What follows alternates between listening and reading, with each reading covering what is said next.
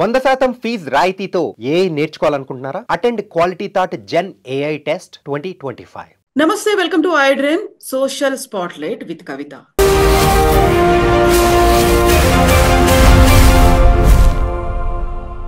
నానమ్మ కళ్ళల్లో ఆనందాన్ని చూడ్డానికని ఒక మనవడు తన అక్క ప్రేమించినటువంటి పెళ్లి చేసుకున్నటువంటి భర్తని చంపేశాడు. ఇది సూర్యాపేటలో జరిగింది. బంటి కులోన్మాదానికి బలయ్యాడు. ఇలాంటి సంఘటనలు ఈ మధ్య కాలంలో కూడా ఎందుకని కనిపిస్తున్నాయి? మారాల్సింది ఎవరు? ఎవరిలో మార్పు రావాల్సినటువంటి అవసరం ఉంది. మనతో పాటుగా ఉన్నారు ప్రముఖ హ్యూమనిస్ట్ బాబు గోగినేని గారు. బాబు గారు నమస్కారం అండి. నమస్కారం. సో బాబు గారు, మనం ఇలాంటి ఇన్సిడెంట్స్ అయినప్పుడల్లా ప్రతిసారి మాట్లాడుకుంటుంటాము. ఒకేసారి నాట్ ఓన్లీ భారతదేశాన్ని, ప్రతి ఒక్కరిని షాక్ గురి చేసినటువంటి అంశం ప్రణయ్ ఇష్యూ. అందులో మారుతీరావు ఎలా చంపేయించాడు అనే దాంతో పాటుగా రీసెంట్ గా కూడా జరుగుతున్నటువంటి ఇష్యూస్ అనేవి ఒక అలార్మింగ్ గా అనిపిస్తున్నాయా, లేకుంటే కొంచెం ఏదైనా మార్పు వచ్చింది అనిపిస్తోందా? ఎందుకంటే దాన్ని గ్లోరిఫై చేసి చూపించే వాళ్ళు ఒకప్పుడు పరువు హత్యలు, మా కుటుంబ పరువు పోయిందని, బట్ ఇప్పుడు దాన్ని కులానికి లిమిట్ చేయడం అనేది, సో ఎవరిలో మార్పు రావాల్సి ఉంది అనుకుంటున్నారు మీరు? అంటే మనం సమస్యని ఓవరాల్ పర్స్పెక్టివ్లో చూసుకుంటే అండి, యునైటెడ్ నేషన్స్ ఫ్యామిలీ ఫండ్ ప్రతి సంవత్సరము గణాంకాలని రిలీజ్ చేస్తూ ఉంటుంది. దాని ప్రకారం ప్రపంచవ్యాప్తంగా దేన్నైతే మనం ఇంకొక పదం తెలియక, లేదు విషయం సరిగ్గా అర్థం కాక పరువు హత్యలని అంటున్నామో, ఆ కేటగిరీ కింద ప్రతి సంవత్సరం 5,000 మంది ప్రపంచవ్యాప్తంగా మగవారు ఆడవారు, ఈ 5,000 మందిలో ఆడవారు ఎక్కువ, మగవారు తక్కువ హత్య కావించబడుతున్నారు. ఇది వాస్తవం. సో ఇప్పుడు 5,000 మరణాలన్నీ కూడా ఈ లవ్ మ్యారేజ్ రిలేటెడ్ ఉంటున్నాయా? అంటే పరువుతో లింక్ అని. ఓకే, ఇప్పుడు పరువు అన్న కాన్సెప్ట్ ప్రతి సమాజానికి కూడా కొన్ని రకాల కాన్సెప్ట్స్తో, వాల్యూస్తో లింక్ అయి ఉంది. ఇప్పుడు ఫ్రాన్స్లో ఒక మాజీ ప్రధానమంత్రి 35 ఏళ్ల క్రితము కరప్షన్ అలిగేషన్స్ వచ్చిన కారణంగా అట్లా అడవిలోకి వాకింగ్కి వెళ్తున్నా అని చెప్పి తనను తను కాల్చి చంపేసుకున్నాడు. తను అవినీతి పరుడని తెలవటం కానీ, ఆరోపణ కానీ వచ్చిన కారణంగా తన ప్రతిష్టకి దెబ్బతగిలిందని తనని తాను చంపుకున్నాడు. జపాన్లో హరాకిరి చేసుకుంటారు. అంటే ఇప్పుడు మనకి కరువు టైంలో రైతులు చాలామంది తమ ప్రాణాలు తాము తీసేసుకుంటారు.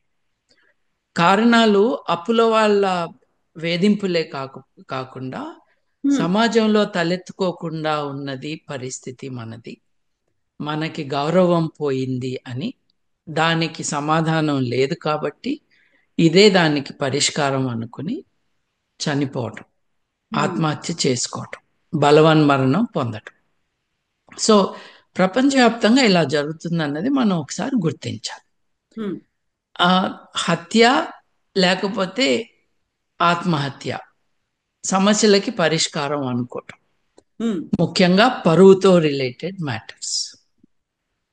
ఇప్పుడు నా దృష్టిలో పరువు అంటే ఏమిటి అని అంటే, ఫలానా వ్యక్తి నైతికంగా జీవిస్తున్నాడా, తన ట్యాక్సులన్నీ కడుతున్నాడా, చట్టపరంగా తనకి ఏ బాధ్యతలు ఉన్నాయో అవన్నీ నిర్వర్తిస్తున్నాడా, కుటుంబంలో అందరి శ్రేయస్సు కోసము, సమాజంలో అందరి బాగు కోసము ఏమన్నా తాపత్రయపడుతున్నాడా, అబద్ధాలు చెప్పకుండా బతుకుతున్నాడా, మోసం చేయకుండా తన వ్యాపారాన్ని నడుపుకుంటున్నాడు, అవినీతి లేకుండా ఉద్యోగం చేస్తున్నాడు. ఇవన్నీ పాజిటివ్ టిక్స్ ఎవరికైనా ఉంటే దెన్ అతనికి పరువు ఉంది, ప్రతిష్ఠ ఉంది, అతను గౌరవంగా బతుకుతున్నాడు అని నేను అనుకుంటాను. నా క్యారెక్టర్ అనేది ఉంది అనేది కరెక్ట్. ఇది నా దృష్టిలో పరువు అంటే అది అని. ఇప్పుడు ఇందాక చెప్పాను చూడండి, 5,000 మంది ప్రపంచవ్యాప్తంగా అని.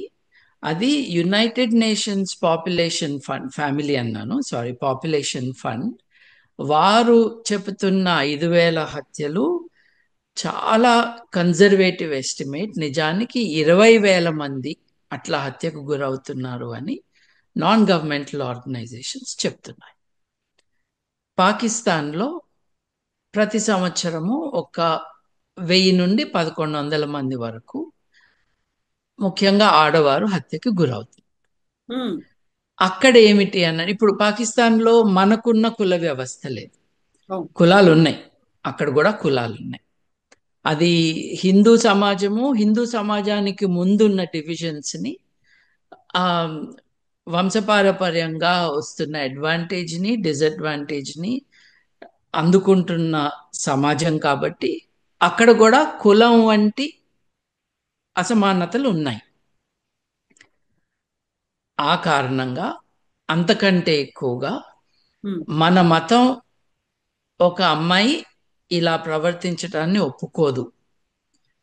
ఒక అమ్మాయి ఎలా ప్రవర్తిస్తే, మీరు చూశారు కదా, ఇరాన్లో బుర్ఖా వేసుకోవటం కూడా కాదు, తలని కవర్ చేసుకోవటం అన్న కారణంగా జుట్టు కనిపించేటట్టుగా ఉన్నది అని అమ్మాయిని పోలీసులే తీసుకువెళ్ళి పోలీస్ స్టేషన్లో కొట్టి ఆమెను చంపేశారు. ఆఫ్ఘనిస్తాన్లో చేతులు కనిపిస్తూ ఉన్నాయి ఆడవారికి, అంటే ముఖం కవర్ అయిపోయింది, కళ్ళు కూడా సరిగ్గా కనపడవు బయట వారికి. కానీ ఆ యువతి చేతికి ఫుల్గా కవరింగ్ లేని కారణంగా వేలు కనిపిస్తున్నాయి అని తీసుకువెళ్ళి మణికట్టు నుండి నరికివేసిన సంఘటనలు కూడా మనం చూస్తున్నాం. వాళ్ళందరూ ఏమనుకుంటున్నారంటే, ఇలా వారి భాషలో వారి భావనలో అనైతికంగా బతుకుతున్న ఈ ఆడవారి కారణంగా సమాజం యొక్క పరువు పోతుంది, ఆడవారి యొక్క పరువు పోతుంది, కాబట్టి దానికి సమాధానం ఈ ఎక్స్ట్రీమ్ స్టెప్స్ అని.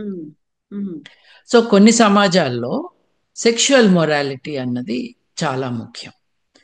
పెళ్లికి ముందు ఎవరితో అయినా సరే లైంగికంగా ఏదైనా సంబంధం పెట్టుకుంటే ఆ కుటుంబం యొక్క ప్రతిష్టకి అది వ్యతిరేకం.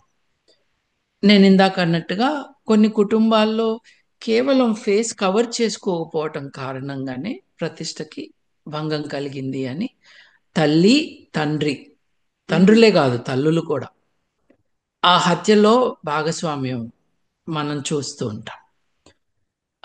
తర్వాత పెళ్ళి అయిన తర్వాత సెక్షువల్ మొరాలిటీ అని ఏదైతే అంటామో, అడల్ట్రస్ బిహేవియర్, వైవాహికేతర సంబంధాలు ఎవరైనా పెట్టుకుంటే ఆ కుటుంబం యొక్క పరువు నాశనం అయిపోయిందని, కాబట్టి ఆ వ్యక్తిని భర్త కానీ, భర్త తరపు కుటుంబంలో సభ్యులు కానీ, ఆ అమ్మాయి తరపున కుటుంబ సభ్యులు కానీ హత్య చేయటం కూడా మనం చూస్తున్నాం. This is what is happening అండి. ఉత్తర భారతదేశంలో మనకి ఒక 6-7 ఏళ్ల క్రితం focus has reduced a bit.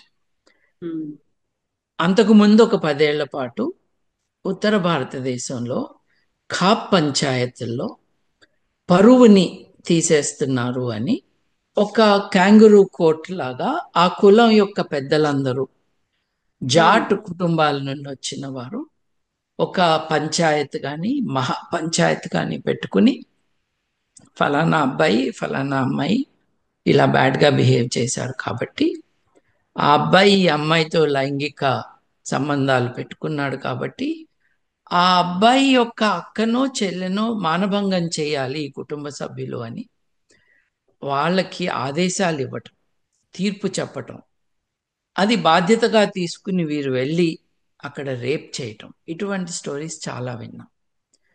ఒక 6-7 ఏళ్ల నుంచి అక్కడి నుంచి స్టోరీస్ రావట్లేదు.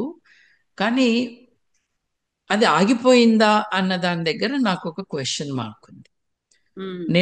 నేడు భారతదేశంలో మనకి నచ్చని వార్తలు రాకుండా చూసే వ్యవస్థ ఉన్నది. ఇప్పుడు ఒక అరాచకం సడన్ గా ఒక ఎలక్షన్ తర్వాత మాయమైపోతుంది.